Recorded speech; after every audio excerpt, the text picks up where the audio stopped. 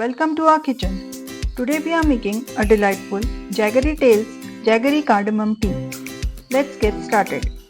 First, gather your ingredients: 40 ml of water, 60 ml of milk and 12 grams of Jaggery Tales ready mixed tea.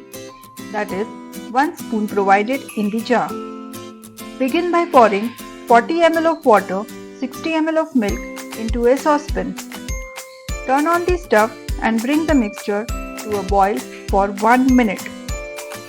After boiling for a minute, add 1 spoon or 12 grams of Jaggery Tales ready mixed tea to the saucepan. Stir well and let it boil again for another minute. The aroma is simply irresistible. Once it boils, turn off the stove and strain the tea into your favorite cup. Your Jaggery Tales Jaggery cardamom tea is ready to be enjoyed.